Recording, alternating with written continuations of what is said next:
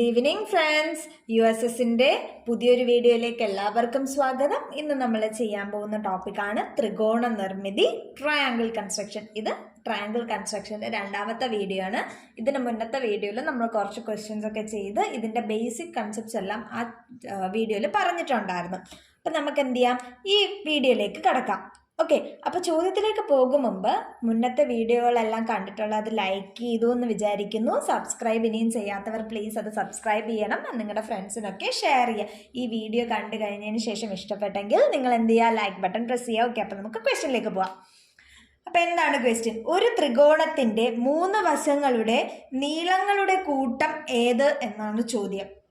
ഇപ്പം ഞാൻ മുന്നത്തെ വീഡിയോയിൽ പറഞ്ഞിട്ടുണ്ടായിരുന്നു, ഒരു ട്രയാങ്കിള് കൺസ്ട്രക്റ്റ് ചെയ്യാനായിട്ട് നമുക്ക് എന്തറിഞ്ഞിരിക്കണം, അതിനൊരു പോയിന്റ് ഉണ്ട്. എന്താണ് ഇപ്പോൾ ഇതിൽ പറഞ്ഞേക്കുന്നത്? നമുക്ക് 4 ഓപ്ഷൻ ABCD എന്നുള്ള 4 ഓപ്ഷനിലും ഒരു ട്രയാങ്കിളിൻ്റെ ഓരോ സൈഡ്സ് വെച്ച് 3 സൈഡ്സും നമുക്ക് തന്നിട്ടുണ്ട്. ഇതിലേതായിരിക്കും നമുക്ക് ട്രയാങ്കിൾ കൺസ്ട്രക്ട് ചെയ്യാൻ യൂസ് ചെയ്യേണ്ടതെന്നാണ് അവരുടെ ചോദ്യം. അപ്പം നമുക്കറിയാം എന്താണ്, ഒരു ട്രയാങ്കിൾ കൺസ്ട്രക്ട് ചെയ്യണമെങ്കിൽ എന്താണ് നമ്മൾ നോക്കേണ്ടത്?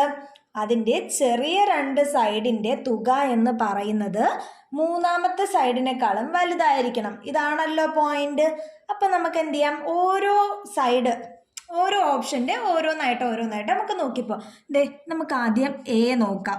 Aയിൽ എങ്ങനെയാണ്? 3 3 6. ചെറിയ 2 സൈഡുകളുടെ തുക 3ാമത്തെ സൈഡിനേക്കാളും വലുതായിരിക്കണം. ഇപ്പം ചെറുത് 2, 3 3. അപ്പം 3ൻ്റെയും തുക എന്ന് പറയുന്നത് 6. 6 ഒരിക്കലും എന്താണ് 6നേക്കാളും വലുതല്ലല്ലോ. അപ്പം നമ്മുടെ ഓപ്ഷൻ A ആകുമോ? ഇല്ല. അപ്പോൾ ഓപ്ഷൻ A നമുക്ക് എന്ത് ചെയ്യാം, എലിമിനേറ്റ് ചെയ്ത് കളയാം. ഓക്കെ, ഇനി നമുക്കടുത്ത ബിയിലോട്ട് പോവാം. ബി എന്താണ്? 7 6 10 അല്ലേ? ചെറിയ 2 സൈഡ് ഏതാ? 6ഉം 7ഉം. നമുക്ക് തുക നോക്കാം. 7 + 6 എത്രയാണ് കൂട്ടുകാരെ?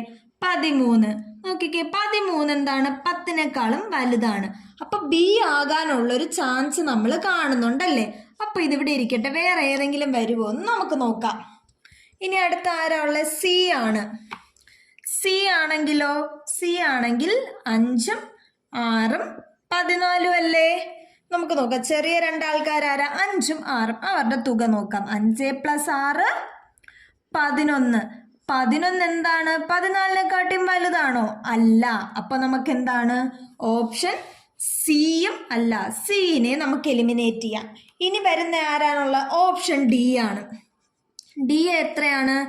6ഉം 6ഉം 13 അല്ലേ? ചെറിയ 2 സൈഡ് ആരൊക്കെയാ? 6ഉം 6ഉം. അപ്പോൾ 6 + 6 എത്രയാണ്? 12 ആണ്. 12 ഒരിക്കലും 13നേക്കാട്ടി വലുതാകില്ലല്ലോ. ഇല്ല. അപ്പം നമുക്ക് എന്ത് ചെയ്യാം? ഓപ്ഷൻ ഡിയും എലിമിനേറ്റ് ചെയ്യാം. അപ്പം നമ്മൾ എന്ത് ചെയ്തു? ഓപ്ഷൻ എയും സിയും ഡിയും നമ്മൾ എലിമിനേറ്റ് ചെയ്തു. അപ്പം നമുക്ക് ബാക്കി ആരുള്ള? ഓപ്ഷൻ ബി മാത്രമേ ഉള്ളൂ. അപ്പം നമ്മുടെ എന്താണ് ഇത് പോയിന്റ് അനുസരിച്ച് ഓപ്ഷൻ ബി ആയിരിക്കും നമ്മുടെ ഉത്തരം. ഓക്കെ അല്ലേ കൂട്ടുകാരെ? അപ്പൊ ഇത് നമ്മുടെ രണ്ടാമത്തെ ചോദ്യമാണിത്. ചോദ്യം എന്താണ്? ഒരു ത്രികോണത്തിന്റെ 2 വശങ്ങൾ 26 സെന്റിമീറ്ററും 37 സെന്റിമീറ്ററുമായാൽ 3ാമത്തെ വശത്തിന്റെ അളവാകാൻ സാധ്യതയുള്ള ഏറ്റവും ചെറിയ സംഖ്യ ഏത് എന്നാണ് നമ്മുടെ ചോദ്യം. ഇതേപോലത്തെ ചോദ്യം ഞാൻ ഇതിന് മുന്നത്തെ ക്ലാസ്സിൽ ഞാൻ ചെയ്യിപ്പിച്ചിട്ടുണ്ട്. എങ്കിൽ കൂടി ഞാൻ ഒന്നുകൂടെ പറയാം എങ്ങനെയാണെന്ന്. നമുക്ക് 2 സൈഡ് തന്നിട്ടുണ്ട്. എന്നിട്ട് 3ാമത്തെ സൈഡാണ് നമ്മളോട് കണ്ടുപിടിക്കാൻ പറയുന്നതെങ്കിൽ നമ്മൾ എന്ത് ചെയ്യും? ആദ്യം തന്നേക്കുന്ന 2 വശങ്ങളുടെയും എന്ത് ചെയ്യും? ഡിഫറൻസ് എടുക്കും. എന്നിട്ട് അവരുടെ സം എടുക്കും അല്ലേ? എന്നിട്ട് ഈ ഡിഫറൻസിനും സമ്മിനും ഇടയിലുള്ള നമ്പേഴ്സുകളാകാം ഈ 3ാമത്തെ വശം ആയി വരാൻ ചാൻസ് ഉള്ളത് അല്ലേ? ഇതിൽ പക്ഷേ എന്താണ് ഏറ്റവും ചെറിയത് ചോദിച്ചാൽ നമ്മൾ എന്ത് ചെയ്യും? ഡിഫറൻസ് കഴിഞ്ഞ് തൊട്ടടുത്ത വരുന്ന നമ്പർ ആയിരിക്കും നമ്മുടെ ആകാൻ ചാൻസ് ഉള്ള ഏറ്റവും ചെറിയ സംഖ്യ. ഇപ്പം ഏറ്റവും വലിയ സംഖ്യ എന്ന് ചോദിച്ചാൽ സമ്മിന് തൊട്ട് മുന്നുള്ള നമ്പർ ആയിരിക്കും ഏറ്റവും വലിയ സംഖ്യ. ഓക്കെ, നമുക്ക് ചെയ്ത് നോക്കാം. നമുക്ക് തന്നിട്ടുള്ള സൈഡ് ഏതൊക്കെയാണ്? 26 സെന്റിമീറ്ററും 37 സെന്റിമീറ്ററും അല്ലേ? നമുക്ക് എന്ത് ചെയ്യാം? ആദ്യം ഡിഫറൻസ് എടുക്കാം. എന്താ ഡിഫറൻസ്? ഓക്കെ, ഡിഫറൻസ് എത്രയാണ്? 37 മൈനസ് 26 എത്രയാണ് കൂട്ടുകാരെ? 11 സെന്റിമീറ്റർ ആണ് നമ്മുടെ ഡിഫറൻസ് എന്ന് പറയുന്നത്. ഇനി അടുത്ത എന്തെടുക്കും? നമ്മൾ സം എടുക്കും അല്ലേ? സം എന്ന് പറയുന്നത് എന്താണ്? 26 പ്ലസ് 37 എന്ന് പറയുന്നത് എത്രയാണ്? 63 സെന്റിമീറ്റർ ആണ്. അപ്പൊ എന്താണ് ഞാൻ പറഞ്ഞത്? നമുക്ക് വേണ്ട ആ മൂന്നാമത്തെ വശം എന്ന് പറയുന്നത് ഈ 11 സെന്റിമീറ്ററിനും 63 സെന്റിമീറ്ററിനും ഇടയിലുള്ള ഒരു നമ്പറാണ് അല്ലേ? ഏറ്റവും ചെറിയ സംഖ്യ എന്നാണ് അവർ ചോദിച്ചേക്കുന്നത്. ഏറ്റവും ചെറിയ സംഖ്യ ആണെങ്കിൽ നമ്മൾ എന്ത് ചെയ്യും? ഈ 11ന് തൊട്ട് അടുത്ത നമ്പർ ആയിരിക്കും നമ്മൾ എടുക്കുന്നത്. 11 തൊട്ടടുത്ത് ഏതാ? 12 അല്ലേ? അപ്പോൾ നമ്മുടെ തേർഡ് സൈഡ്, മൂന്നാമത്തെ വശം എന്ന് പറയുന്നത് എന്താണ്? 12 സെന്റിമീറ്റർ ആണ്. ഓക്കെ അല്ലേ കൂട്ടുകാരെ? നമുക്ക് അടുത്ത ചോദ്യത്തിലേക്ക് പോകാം. അപ്പോൾ ഇത് നമ്മുടെ മൂന്നാമത്തെ ചോദ്യമാണ്. മൂന്നാമത്തെ ചോദ്യം നോക്കാം. ഒരു ത്രികോണത്തിന്റെ രണ്ട് വശങ്ങൾ 28 സെന്റിമീറ്റർ 39 സെന്റിമീറ്റർ വീതമായാൽ മൂന്നാമത്തെ വശത്തിന്റെ അളവാകാൻ സാധ്യതയുള്ള ഏറ്റവും വലിയ സംഖ്യ ഏത് എന്നാണ് ചോദ്യം. അപ്പോൾ ഞാൻ മുന്നത്തെ ചോദ്യത്തിൽ എന്തായിരുന്നു പറഞ്ഞത്? ഏറ്റവും ചെറിയ സംഖ്യ ഏതെന്നാണ് മുന്നത്തേൽ പറഞ്ഞതല്ലേ? അപ്പോൾ ഇതിലെന്താണ്? ഏറ്റവും വലിയ സംഖ്യയാണ്. വേറൊന്നുമില്ല, അതേപോലെ തന്നെയാണ്. എന്താണ്? രണ്ട് വശങ്ങൾ തന്നിട്ടുണ്ട്. അപ്പം നമ്മൾ എന്ത് ചെയ്യും? ഇതിൻ്റെ ഡിഫറൻസ് എടുക്കും. നമുക്ക് ചെയ്തു പോകുന്നതിൻ്റെ കൂട്ടത്തിൽ ഞാൻ പറഞ്ഞും കൂടെ പോവാം. ഓക്കെ, നമുക്ക് 28 സെന്റിമീറ്ററും 39 സെന്റിമീറ്ററും ആണ് തന്നേക്കുന്നതല്ലേ? നമ്മൾ ആദ്യം ഡിഫറൻസ് എടുക്കുക. ഡിഫറൻസ് എടുക്കുക. എത്ര? 39 മൈനസ് 28 എത്ര വന്നു?